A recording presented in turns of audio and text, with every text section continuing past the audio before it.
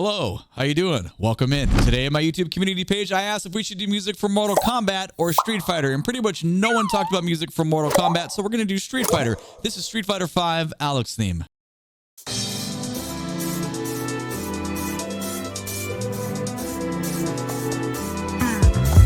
Oh!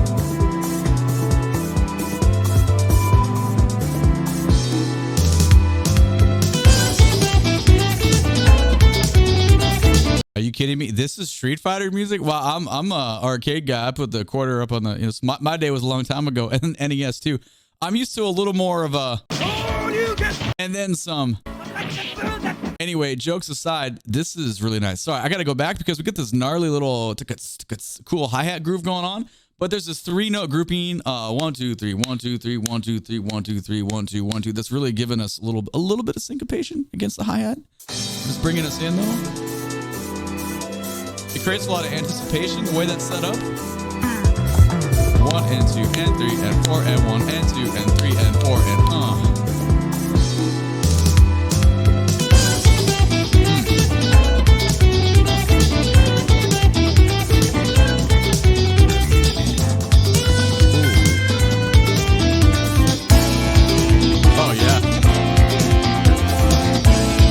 This is a great melody. At first I was focusing on the melody because you can hear some doubling between guitar and organ or keyboards, whatever is giving us the patch on that. But the funky part is the bass line and the drummer. They're the ones that are giving us a little bit of pushes here, and we have some offbeat hits.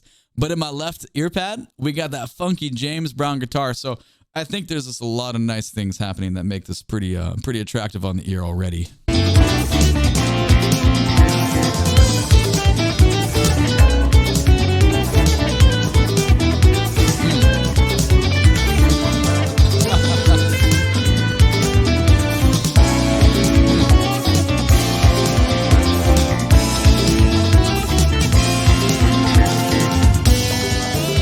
So before we go on to the next section, I think one of the reasons that like A section melody is cool because it's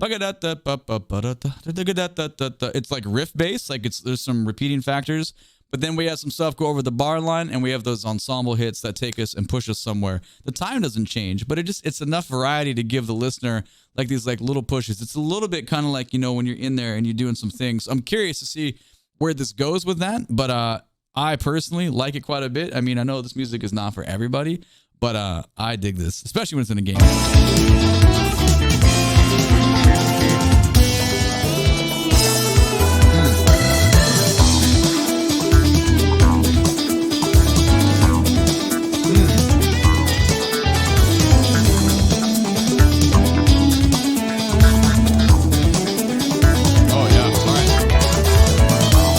Guitar player starting to say stuff. So the biggest change here obviously is the bass line. So we take away a pretty active bass line, the way it was working with the drums in the previous section, and we have a lot of less notes now. And less does not equal bad, it just equals different groove. But that variety, as you know, variety is the spice of life.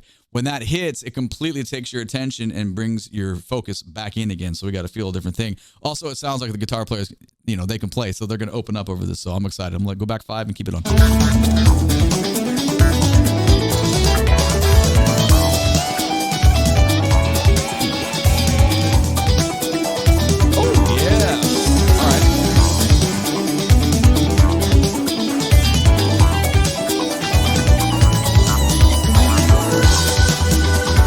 Those are good guitar features. The other thing we got to talk about is that little keyboard patch. It kind of sounds like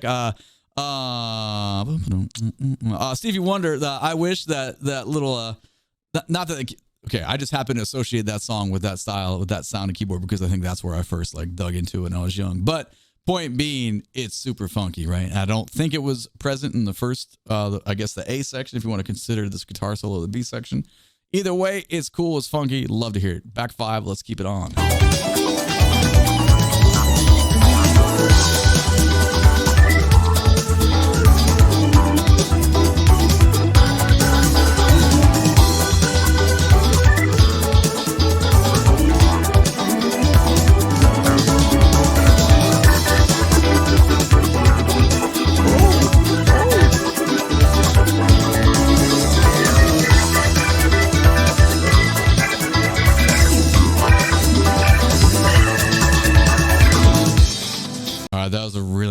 organ solo. That was very cool.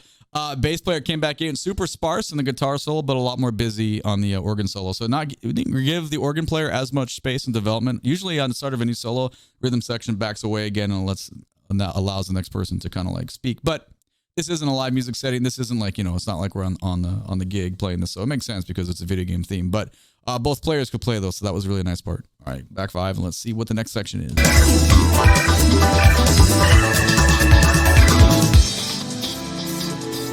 All right, back quoting this again.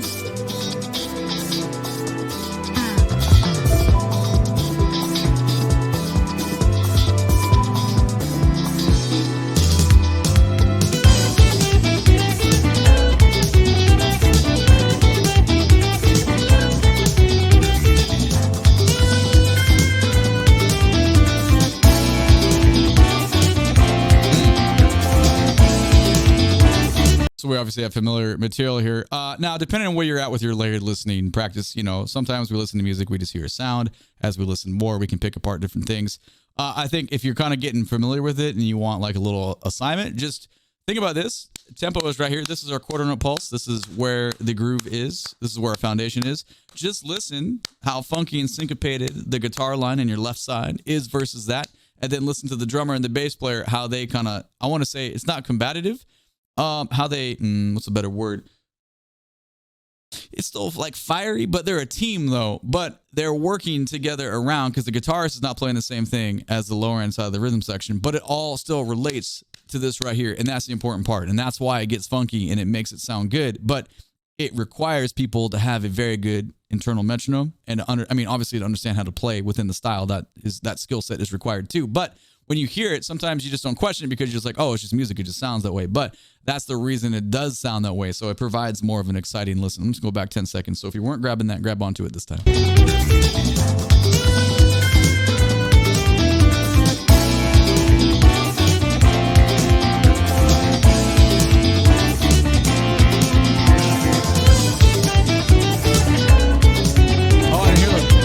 I didn't hear the string. I didn't hear those before. That's cool.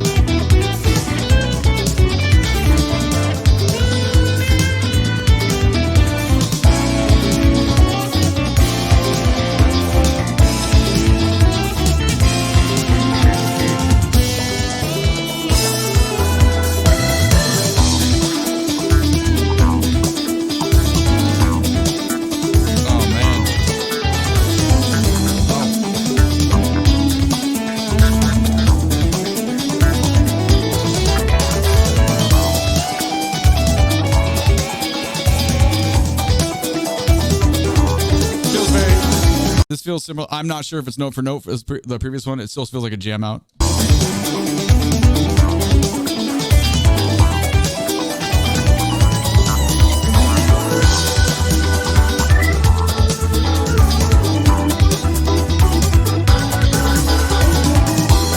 Well, the format's the same, so we can talk about something a little bit different. So typically when you get in kind of a jam band situation, which is what this is, because the bass player is basically playing around, boom, this is the note that they're jamming on, and they're getting very funky with the way they're working around, boom, boom, boom, boom, boom, boom, boom, boom, and coming back up to it. And it basically versus, I can share a very quick story with you. My freshman year of high school, I was in jazz band, and I was like, first time playing bass, I was a guitarist, and I was like, there was no spots for guitar. They got to learn bass. I remember my band director at that time giving me the chord changes, and in my mind, I was like, well, why can't I just play like boom, boom, boom, boom? I was like, that's the root note. Why do I have to play? Why does there have to be like function? He'd be like, no, you need harmonic function around this. I'm like, why though? Well, for many years of exploration and playing and listening to other players, it became very obvious because that's how we create, interesting music to listen to versus, we do have subtleties where we do that, but you get something like this where it's like so apparent, like it's like, oh man, because it sounds amazing and everyone's doing that approach. So I don't know. When a music like this kind of flips and we get like a repeat of the first time, try to find different spots to grab onto and listen to.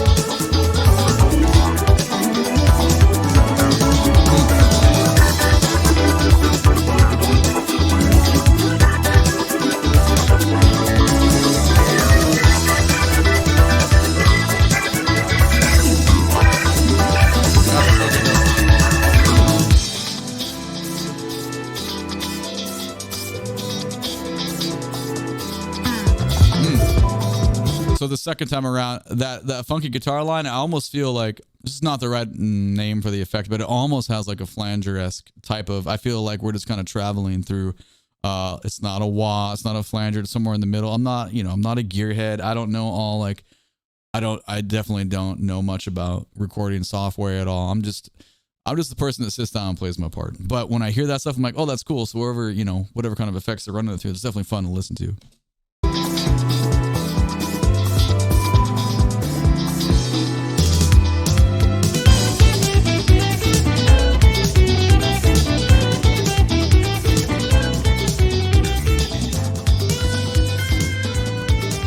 Says press any button. I don't think I would.